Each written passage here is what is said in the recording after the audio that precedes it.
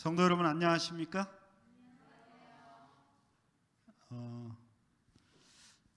여러분들 정말 뵙고 싶었습니다. 그리고 또 유성교회에 와서 함께 신앙을 나누며 하늘 가는 귀한 동반자의 길을 함께 걷게 해주신 우리 하나님께 감사를 드립니다. 그리고 제가 또 유성교회하고는 인연이 조금 있습니다. 제가 30년 전에 유성교회에서 현충원에서 야외예배 드릴 때, 그때 제가 신학교 4학년인데 방문해가지고 우리 친구들은 순서를 쓰고 저는 교과 공부를 그때 지도했던 기억이 있습니다. 그러면서 유성교회는 전혀 저한테는 낯설지 않은 그러한 교회입니다. 합회에 있으면서 예배 시간에 한 번도 와보지 못했었습니다. 근데 제가 이곳으로 올 줄은, 왜냐하면 제가 유성구에 있는 세 교회를 지금 거쳐가고 있습니다. 원내동, 노은, 그리고 이제 유성교회까지 오게 됐습니다. 목회를 시작하면서 언젠가는 내가 로마서를 좀 이해할 때가 되면 한번 성도님들과 로마서를 나눠야 되겠다 하는 생각을 가졌었습니다. 그리고 시도를 하려고 생각도 했었지만 한 번도 시도를 못했습니다. 아마 설교할 때 본문을 찾는 일도 로마서에서는 그렇게 많이 하지 않았던 것 같습니다. 합회에 있으면서 합회에서 나가게 되면 반드시 교회에서 처음에 로마서를 공부해야 되겠다 하는 생각을 하고 있었는데요. 오늘 그 로마서를 시작하게 됐습니다. 제가 여러분들과 함께 저녁 예배 시간에는 함께 로마서를 읽으며 그 속에 담겨 있는 하나님의 말씀을 좀 살펴보도록 하겠습니다. 저희 가족을 잠깐 소개합니다. 저는 세 여자와 살고 있습니다. 두 딸이 있고요. 그리고 두 딸이 있고 저희 아버님을 모시지는 않고 있습니다. 그래서 저희 가족들이 이렇게 있습니다. 언젠가 여러분들에게 인사드릴 날이 있을 것 같습니다. 여러분, 영국의 유명한 감리교회 창시자 존 웨슬리를 아십니까? 존 웨슬리는 성공회 목사자였던 아버지와 그 다음에 청교도 목사의 딸인 어머니 수잔나 사이에서 태어났습니다. 어려서부터 굉장히 영특해서 17살 때에 옥스포드 대학에 입학을 했습니다. 그 동생 찰스 웨슬리와 옥스포드에서 웨슬리가 그 당시에 도시의 건물의 4분의 1이 영국이 술집이었습니다. 그 다음에 강간, 살인, 폭력 때문에 밤에는 도저히 사람들이 나돌아다닐 수 없을 만큼 영국의 상황이 매우 안 좋았습니다. 이러한 영국 사회에 웨슬리와 그의 친구들이 옥스포드 대학에서 성결 운동을 시작을 했습니다. 그것은 정말 무너져가던 영국 사회를 바로잡는 엄청난 운동으로 발전을 했고, 웨슬리는 그 중에서도 특별히 옥스포드에서 히브리어에 아주 뛰어난 성적을 보였습니다. 그래서 일찍이 교회의 목사가 되었습니다. 그리고 미국으로 선교를 떠났습니다. 미국에서 선교를 떠나서 1년 11개월 동안 사역을 했지만 아무런 결과를 얻지 못하고 미국에서 다시 영국으로 돌아왔습니다. 그때에 1738년 2월 달에 영국에 도착한 웨슬리의 일기장에 있는 내용이 이것입니다. 나는 인디언들을 회심시키기 위해 미국에 가고 싶다. 그러나 누가 나를 회심시킬 것인가? 철저한 청교도 교육을 받고 성결운동을 일으키며 얼마나 이 사람들이 대단한 운동을 일으켰는가? 이 이후에 웨슬리를 따르는 사람들을 뭐라고 불렀냐면 메소디스트, 규칙주의자라는 뜻입니다. 뭐는 하면 되고 안 되고 아주 바리새인처럼 철저하게 그렇게 신앙생활을 하고 선교사요 당대의 목사였던 웨슬리의 마음속에 한 가지 지워지지 않는 짐이 하나 있었는데, 그게 뭐냐면 다른 사람을 회심시키려고 하는 나는 언제쯤이나 회심할 것인가 하는 문제였습니다.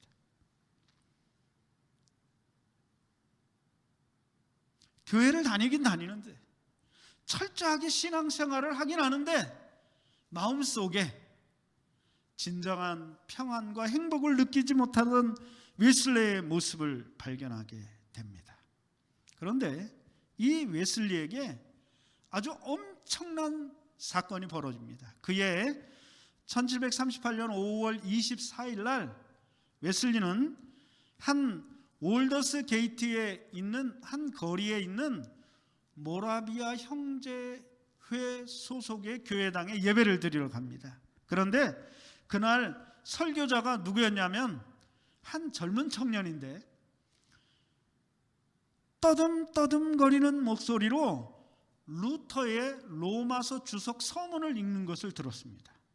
그리고 그날 밤 9시 15분경에 드디어 그가 그리스도 안에 있는 믿음을 통하여 하나님께서 마음의 변화를 일으키시는 일을 설명하고 있을 때 나는 내 마음이 이상스럽게 뜨거워짐을 경험했다. 로마서 주석을 설교를 들은 것도 아닙니다. 로마서 주석을 읽어가는, 서문을 읽어가는 모습 속에서 그는 놀라운 회심의 경험을 합니다. 그리고 웨슬리는 드디어 그날 그리스도를 만나고 진정한 회심을 경험하게 됩니다. 메소디스트, 규칙주의자였던 이 웨슬리를 회심시켰던 것은 로마서 서문이었습니다. 교회의 역사에 위대한 신앙가들이 있습니다. 그 중에 하나가 성 어거스틴입니다. 어거스틴이 사제로서, 사제이지만 그러나 그는 방탕하고 심지어 사생아를 낳기도 했던 이 어거스틴을 변화시킨 것도 로마서에 있는 말씀이었습니다. 또 대학 교수였던 마르틴 루터가 죄책감에 시달리며 고민하고 있을 때 그에게 새로운 길을 열어준 것도 바로 로마서의 말씀이었습니다. 그래서 혹자는 성경을 하나의 가락지라고 비유하면 로마서는 뭐라고 그랬냐면 그 가락지에 박혀있는 보석이다, 이렇게 말을 하기도 했습니다. 로마서는 범상한 책이 아닙니다. 여러분, 로마서를 읽으면 엄청난 일이 벌어집니다. 엘렌 화이트도 이렇게 얘기했습니다. 로마서는 성경에서 가장 훌륭한 책들 중에 하나이다. 그럼에도 불구하고 제가 신학교 1학년 때 로마서 강해를 듣고는, 그때 제가 다녔던 교회 목사님이 3년 동안 로마서를 주석하셨었는데 그 이후로 로마서 설교를 거의 들어보지 못했습니다. 저도 쉽게 접근이 안 되는 책인 것 같습니다. 여러분, 로마서 읽으면 어떤 마음의 느낌이 있습니까? 감동적입니까? 아니면 또 어떤 감정을 느끼게 됩니까? 제가 오랫동안에는 여러분들과 함께 이 로마서를 읽으면서 아침마다 로마서를 1독씩 하기로 결심을 했습니다. 그 틴데일이라는 사람은 로마서는 깨달으면 깨달을수록, 읽으면 읽을수록 점점 쉬워지는 책이라고 했습니다. 여러분, 성경이 잘 이해가 안 되면 이 책을 좀 심각하게 읽어보시기를 바랍니다. 우리도 함께 로마서를 좀 읽어볼까요? 1장 1절부터 17절까지를 읽도록 하겠습니다. 제가 검정글씨를 읽겠습니다. 우리 성도님들 붉은색 글씨를 읽어주시기 바랍니다. 제가 읽습니다. 예수 그리스도의 종 바울은 사도로 부르심을 받아 하나님의 복음을 위하여 택정함을 입었으니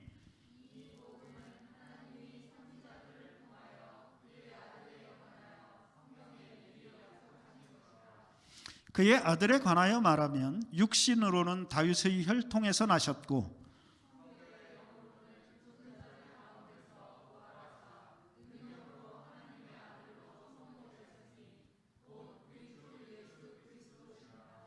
그로 말미암아 우리가 은혜와 사도의 직분을 받아 그의 이름을 위하여 모든 이방인 중에서 믿어 순종하게 하나니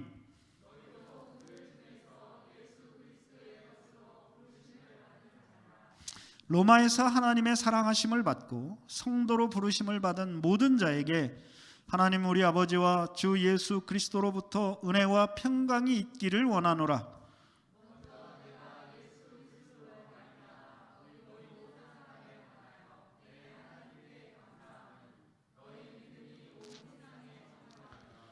내가 그의 아들의 복음 안에서 내 심령으로 섬기는 하나님이 나의 증인이 되시거니와 항상 내 기도에 쉬지 않고 너희를 말하며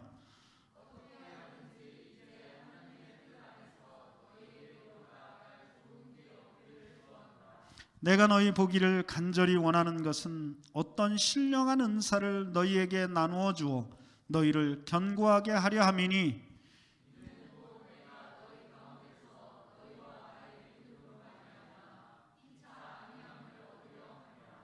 형제들아 내가 여러 번 너희에게 가고자 한 것을 너희가 모르기를 원하지 아니하노니 이는 너희 중에서도 다른 이방인 중에서와 같이 열매를 맺게 하려 함이로되 지금까지 길이 막혔도다.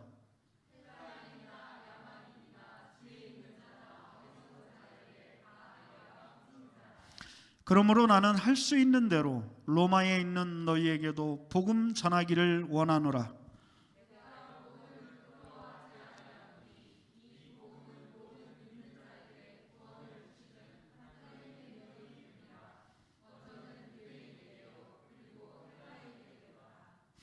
복음에는 하나님의 의가 나타나서 믿음으로 믿음에 이르게 하나니 기록된 바 오직 의인은 믿음으로 말미암아 살리라 함과 같으니라. 여러분, 성경을 읽다 보면 성경의 이름 속에 그 성경의 내용이 기록되어 있는 책들이 있습니다. 그 중에 하나가 신약 성경에 굉장히 많이 있는 끝에 서자가 붙은 책들입니다. 여러분 어떤 것이 있을까요? 로마서로부터 시작해서 디도서, 바울이 쓴 14권의 책이 모두 서자가 붙습니다. 로마, 고린도전서, 고린도후서 쭉 가지 않습니까? 서자가 붙은 책들은 무슨 뜻이냐면 편지라는 뜻입니다. 책의 이름에 서가 붙으면 무슨 책이라고요? 편지입니다. 편지. 이 책을 누가 썼을까요?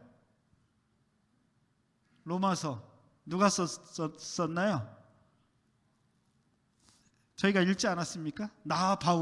바울이 쓴 책입니다. 바울이 서기 57년 겨울에 고린도에 있으면서 로마에 대한 이야기를 들었습니다. 특이하게도 이 로마서 16장에 보면 로마에 있는 교인들의 이름이 쫙 등장합니다. 사람들은 믿을 수 없이 로마의 교인들이 많다고 생각을 했습니다. 57년이면 예수님께서 돌아가신 지 겨우 몇 년입니까? 26년이죠. 26년. 26년밖에 안 됐는데 로마에 그렇게 벌써 교인들이 많이 있습니다. 그런데 다른 교회는 누가 세웠는지 대충 알 수 있습니다. 에베소, 바울이 세웠죠.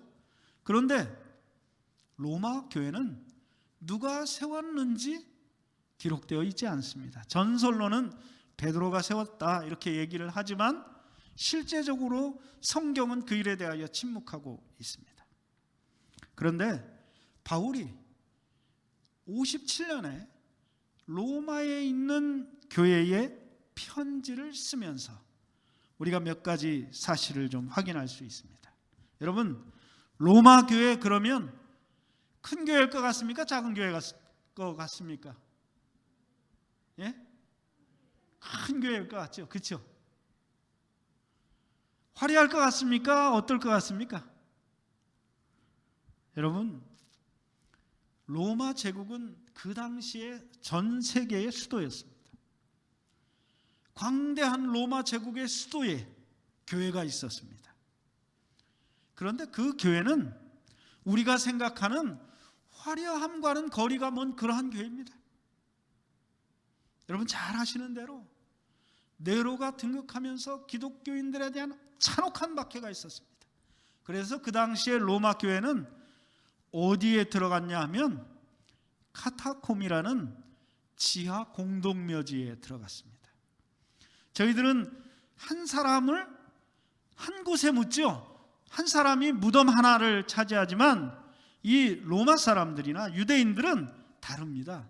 그게 어떻게 하냐면 동굴 속에 무덤을 판 다음에 사람이 죽으면 거기다 갖다 묻습니다. 묻었다가 시간이 지나면 이제 이런 이제 썩을 것들이 다 썩고 백골만 남으면 그 백골들을 뒤쪽에 있는 조상들의 모시는 곳에 다 그냥 갖다 놓습니다. 건조한 곳이라 이 백골은 쉽게 썩지 않습니다. 그런 동굴이 이 로마 지하에 가면 카타콤이라고 있는데 수 킬로미터가 됩니다. 그 동굴이. 심지어 지금도 그곳에 안내원 없이 잘못 들어가면 길을 잃고 굉장히 고생하는 사례들이 종종 발생을 합니다. 로마 교회는 바로 그런 곳에 있었습니다. 그리고 로마 황제들은 특별히 313년 밀라노 종교 칙령에 의하여 기독교의 자유가 선포되기까지 아주 잔혹한 박해를 견뎌낸 그러한 교회입니다. 그런데 이 로마 교회가 어떻게 그렇게 고난을 견딜 수 있었을까요? 저희들은 아마도 그 당시에 뭐 성경이 교회 진함이 있었던 때가 아니거든요. 그 당시에 성경도 희귀했던 때 로마 교인들의 신앙을 붙들어 주었던 것은 아마도 이 바울이 보낸 편지가 아니었을까 생각이 됩니다. 그런데 바울이 갓 태어났지만 그러나 제법 꽤 많은 교인을 가진 로마 교인들에게 편지를 쓰고 싶은데 무슨 얘기를 좀 하고 싶었을까요? 여러분 가만히 생각해 보면 편지를 쓰고 싶은데 무슨 얘기를 쓰면 좋겠습니까? 저도 어렸을 때 기숙사 생활하면서 부모님들에게 편지를 씁니다. 그러면 어머님, 아버님, 그때는 뭐 전화도 없었으니까요. 저희 동네, 제가 살던 시골 동네에는 그 수석 장로님 집에만 전화가 있어서 뭐 은규 아빠 서울서 전화 왔어요. 그러면 30분 걸어와가지고 이렇게 전화 받던 그런 시대입니다. 그 편지를 씁니다. 그러면 어머님, 아버님 건강하시고 별일 없으신가요? 동생 영규는 학교 잘 다니나요? 그러고 나서 다름이 아니오라. 이번에 소풍 가는데 돈이 필요합니다. 이렇게 목적을 가지고 쓰잖아요, 편지를. 그냥 안부 편지만 쓰는 일은 별로 없지 않습니까? 바울이 편지를 쓰는데 쓰고 싶은 말이 있었습니다. 여러분 읽으시면서 1장 1절부터 17절까지 읽으시면서 어떤 단어가 특별히 많이 눈에 들어오나요? 예? 복음입니다. 복음. 우리가 17절을 읽었는데 7번씩이나 복음이라는 말이 나옵니다. 1절 하나님의 복음을 위하여 택정함을 입었으니 2절 이 복음은 9절 그의 아들의 복음 안에서 15절 복음 전하기를 원하노라. 복음을 부끄러워하지 아니함은 이 복음은 모든 믿는 자에게 복음에는 하나님의 의가 나타나서 사실 복음은 바울이 가르치는 가르침의 중심 주제였습니다. 로마서를 읽으면서 우리가 그 밖에 많은 교리에 눈을 빼앗겨서 정말 핵심적인 복음이라는 이 핵심 가치를 우리가 잃어버릴 때 로마서가 어렵게 됩니다. 여러분, 복음은 어렵습니까? 쉽습니까? 예? 복음이 어렵습니까? 쉽습니까? 잘 모르겠습니까? 어렵습니까? 복음이? 복음이 어떤 것입니까? 복된 소식, 그렇죠? 영어로는 굿뉴스, 중국어로 가음, 지아인 이렇게 부르는데요. 가음, 아름다운 소식. 그런데 이 복음이라는 단어를 기독교인들이 만들어낸 단어가 아닙니다. 이 복음이라는 단어는 누가 만들었냐면 그 당시에 로마의 황제가 아들을 낳거나 백성들에게 전할 아주 좋은 소식, 예를 들어서 이번 왕의 생일날 그동안 죄 지어서 감옥에 있던 사람 다 풀어준다, 올해는 흉년이 들었으니 올해는 세금 안 걷는다, 이런 소식을 전할 때 그러한 소식을 뭐라고 그랬냐면 복음이라고 불렀습니다. 그래서 예수님이 태어날 때 복음이라는 단어가 나오지 않습니까? 예? 내가 오늘날 다윗의 동리에 너희를 위하여 구주가 나셨으니, 왕이 태어난 소식을 복음이라고 부르지 않습니까? 온 백성에게 미칠 큰 기쁨의 좋은 소식, 그것이 복음입니다. 바울은 복음을 전하고 싶었습니다. 신약 성경에는 약 한 110여 회 이상의 복음이라는 단어가 등장을 합니다. 그런데 다른 그 누구보다도 바울이 그 중에 71번을 사용을 했습니다. 그러니까 거의 대부분을 60% 이상을 다윗이 아니라 바울이 사용을 했습니다. 그리고 이 용어 속에서 우리가 바울이 전하고 싶었던 것이 복음이라는 것을 알 수 있습니다. 복음은 정말로 우리에게 좋은 소식입니다. 여러분은 어떻습니까? 복음이 여러분에게 정말 행복하고 복된 소식입니까? 복음이 여러분에게 큰 기쁨을 주고 있습니까? 바울은 복음에 대하여 굉장히 중요한 이유를 이야기하고 있습니다. 첫 번째, 복음은 그 근원에 있어서 분명한 기원을 가지고 있습니다. 1절 같이 읽어보겠습니다. 복음 1절 2절 같이 읽겠습니다. 시작. 예수 그리스도의 종 바울은 사도로 부르심을 받아 하나님의 복음을 위하여 택정함을 입었으니 이 복음은 하나님이 선지자들을 통하여 그의 아들에 관하여 성경에 미리 약속하신 것이라. 여러분, 설교를 하면서 정말 힘들었던 때가 혹시 있습니까? 누구에게 이야기하라고 하면, 복음을 전하라고 하면 부담될 때가 있습니까? 지금은 교회에서 그런 일을 많이 안 하지만 옛날에는 매월 첫째 안식일은 선교 안식일이었습니다. 그래서 온 교인들이 전도지를 들고 집집을 다니며 전도지를 전하라고 합니다. 그러면 마음에 어떻게 기쁘게 들고 나갑니까? 아니면 부담스럽습니까? 예?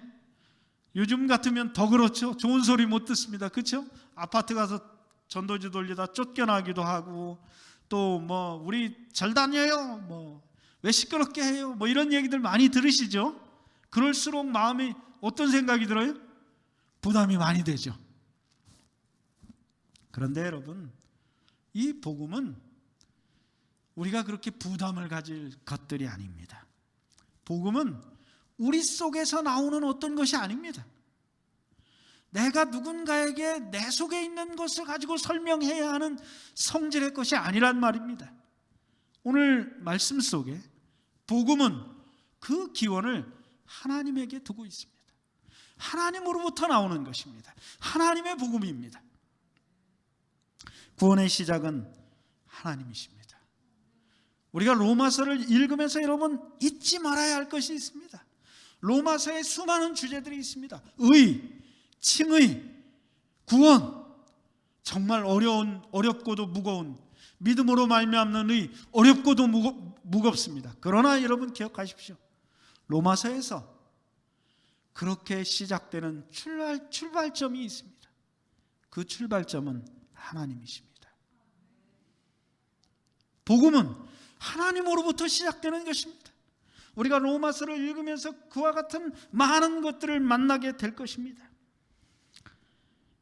종종 우리가 생각할 때 특별히 로마 캐톨릭의 영향으로 우리 교인들 중에도 그런 생각들을 많이 가지시는 분들이 있습니다. 하나님은 거룩하고 아주 높은 곳에 계셔서 우리와는 전혀 상관이 없으시고 죄는 절대로 용서하지 않는 분. 그래서 하나님이 우리를 향하여 아주 엄격한 판단을 내리시려 할 때에 예수님이 우리를 위하여 흘리신 피를 가지고 나의 피, 아버지여 내가 이 사람들을 위하여 죽었습니다 라고 하는 중보 때문에 하나님의 노가 풀린다고 생각하는 사람들이 있습니다. 여러분, 그거 아닙니다. 우리가 잘 아는 요한복음 3장 16절 한번 같이 외워볼까요? 시작. 하나님이 세상을 이처럼 사랑하사 독생자를 주셨으니 이는 그를 믿는 자마다 멸망하지 않고 영생을 얻게 하려 하심이라. 하나님이 먼저입니다. 하나님께서 아들을 보내주셨습니다. 구원의 시작은 하나님이십니다. 우리가 구원을 어렵고 힘들게 생각하는 이유가 바로 이 중대한 진리에 대한 오해를 하고 있기 때문에 그런 것입니다. 구원은 하나님으로부터 시작합니다. 하나님의 사랑이 우리의 구원의 근거입니다.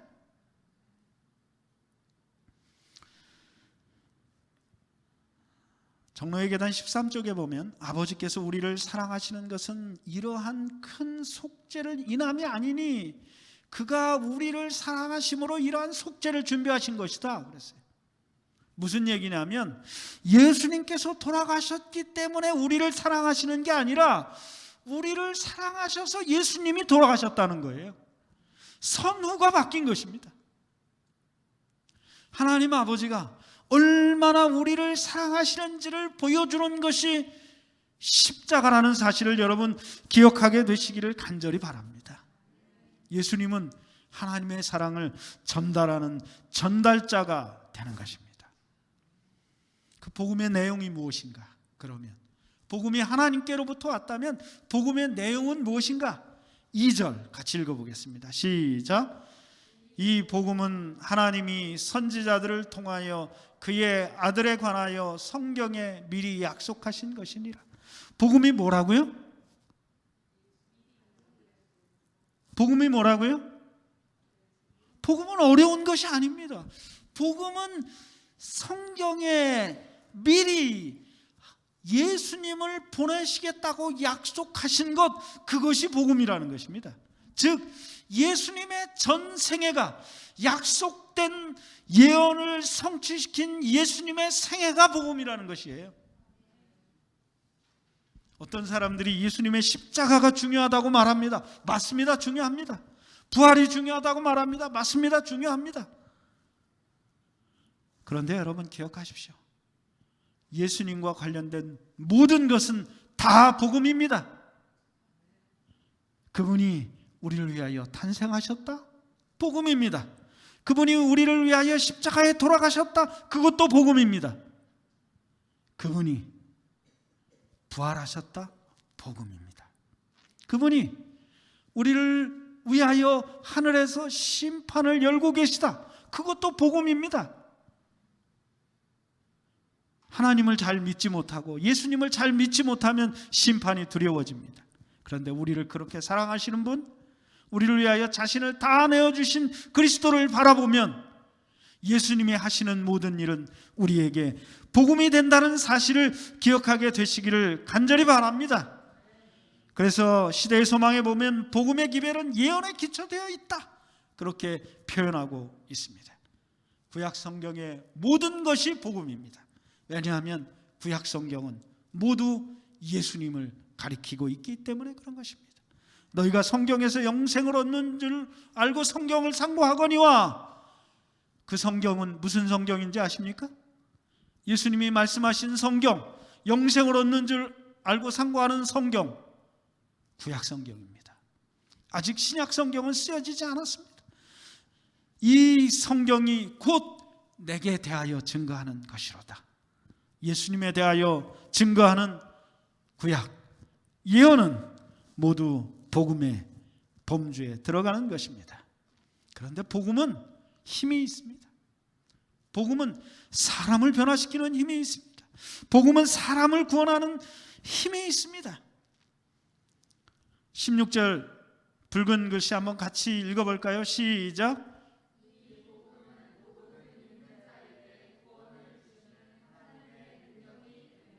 복음은 힘이 있습니다.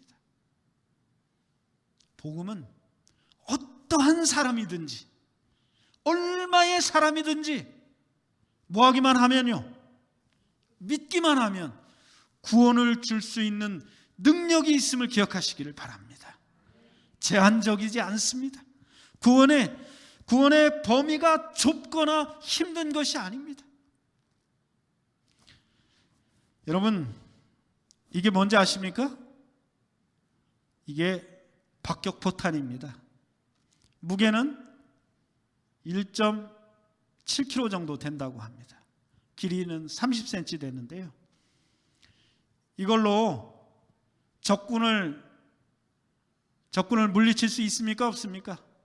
이 포탄 가지고 적에게 던지면 다칠까요? 안 다칠까요? 적군이 맞으면 다쳐요? 안 다쳐요? 다쳐요. 몇 사람 다칠 수 있습니까? 그냥 던지면. 예? 그냥 던지면은 한두 사람 맞고 어디 아프거나 부러지거나 그렇게밖에 더 하겠습니까? 그렇죠? 포탄을 그냥 사람한테 던져서는 별로 사람이 꿈쩍도 안 합니다. 그런데 이 포탄을 이렇게 사용하면 어떻게 될까요? 박격포에다 놓고 쏘면, 이 포탄이 최근 포탄인데요, 5km를 날아가서 사람들의 상공에서 터지면 보통 40m 범위 안에 있는 모든 사람들이 다 죽는답니다. 포탄에 불을 붙이면 그렇게 엄청난 일이 벌어집니다. 포탄을 가지고 그냥 사람에게 던지면 사람들이 꼼짝도 안 합니다. 그런데 뭐를 붙이면은요? 불을 붙이면, 여러분들, 우리가 불 붙지 않은 상태에서 복음을 가지고 설득하는 것만큼 어려운 일이 없습니다. 교회 좀 나가야지. 그렇게 김치도 담아주고 뭐 해줘도 마지막에 이번 전도회 꼭 나가야 돼? 그래야 나가지 그랬는데 막상 전도회 때 되면 아이고 아들내미 와서 그러고 딱 문 닫아버리면 어떤 마음이 들어요? 불이 안 붙어서 그래요. 여러분이 먼저 불이 붙어야 됩니다. 여러분들이 불 붙으면 수많은 사람들을 주께로 인도할 수 있습니다. 복음에는 하나님의 능력이 있는 것입니다. 복음은 구원에 이르게 하는 하나님의 능력이라고 불리운다. 우리 힘으로 할 수 있는 거 없습니다. 우리 힘으로 사람을 예수 믿게 만들 수 없습니다. 그러나 먼저 여러분들이 복음의 능력을 체험하시고 여러분들이 복음에 불이 붙으면 사도 바울처럼, 그 당시에 초대교인들처럼 세상을 불로 환하게 밝힐 수 있음을 기억하게 되시기를 간절히 바랍니다. 복음은 결과를 가져옵니다.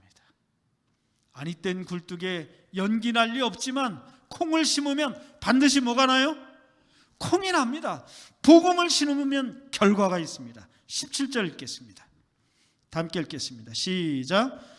복음에는 하나님의 의가 나타나서 믿음으로 믿음에 이르게 하나니 기록된 바 오직 의인은 믿음으로 말미암아 살리라 함과 같으니라. 복음은 하나님의 의를 드러냅니다. 아주 중요한 단어입니다. 우리가 로마서를 읽으면서 만나게 될 단어 중에 하나가 하나님의 의입니다. 우리는 종종 착각합니다. 하나님 앞에서 우리의 의가 소용이 있을까? 있을 것이라는 생각을 우리들이 종종 합니다.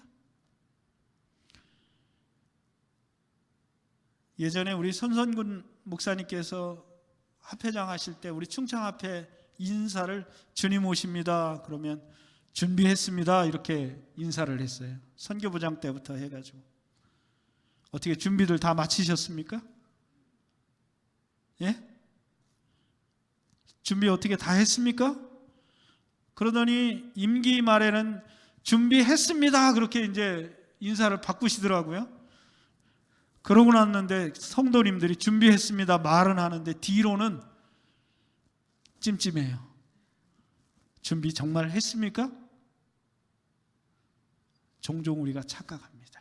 그때에는, 재림의 때에는 우리의 의로 설 것이라고 착각을 합니다. 그런데 결국 복음은, 우리가 그 복음을 깨달으면 깨달을수록 뭐가 드러난다고요? 하나님의 의가 나타납니다. 하나님의 의가 드러나는 것입니다. 의가 뭡니까? 의가 뭐죠? 오를 의자죠. 그렇죠? 사람이 마땅히 지키고 행하여야 할 도덕적 의리, 이게 국어사전에 나오는 정의입니다. 그런데 의는 이것입니다. 의란 무엇인가? 선한 행실이다.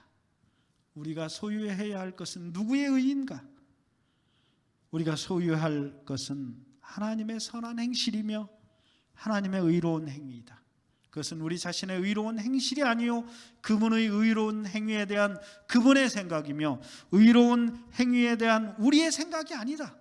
그것은 그분의 의로운 행위에 대한 우리의 생각이 아니요 그분 자신이 의로운 행위에 대한 그분 자신의 생각이다. 우리 종종 그렇게 생각합니다. 내가 나를 어떻게 생각하는가? 나는 아직도 부족해. 나는 아직도 준비가 안 됐어. 예수님 빨리 오시면 좋겠지만 내일은 아니에요. 왜요? 내가 구원 못 받을까 봐. 여러분, 그거 아닙니다. 정말 우리에게 필요한 것, 하나님께서 우리에게 요구하시는 것은 우리가 하나님의 의를 가졌는가 이라는 사실을 여러분 기억하게 되시기를 간절히 바랍니다. 하나님의 의, 우리가 우리를 어떻게 생각하는 것 하는가보다 더 중요한 것이 있습니다. 그것은 하나님께서 우리를 어떻게 생각하시는가, 우리가 우리의 의를 어떻게 생각하는가가 아니라 하나님께서 그분의 의를 믿음으로 받아들인 하나님의 의를 가진 우리를 하나님의 백성으로 인정하신다는 사실을 기억하게 되시기를 간절히 바랍니다. 그래서 오늘 말씀의 결론입니다. 기록된 바, 빨간 글씨 같이 읽겠습니다. 시작. 오직 의인은 믿음으로 말미암아 살리라. 오직입니다. 대개 아닙니다. 거의 아닙니다. 대부분 아닙니다. 오직입니다. 그리스도인은 오직 믿음으로 말미암아 살리라. 복음을 믿은 자들은 오직 믿음으로 말미암아 살리라. 오직 하나님께서 주신 의, 복음을 통하여 드러난 의를 가진 자들만이 영원히 살게 될 것입니다. 하나님의 의가 자신의 의가 된 사람, 하나님의 의를 자신의 의로 믿음을 통하여 받아들인 그 사람들만이 살게 될 것입니다. 우리 모든 성도들께서 주님이 주시는 진정한 의, 하나님의 의를 소유하시는 거룩한 백성이 되시기를 바라면서 오늘 말씀을 드리도록 하겠습니다.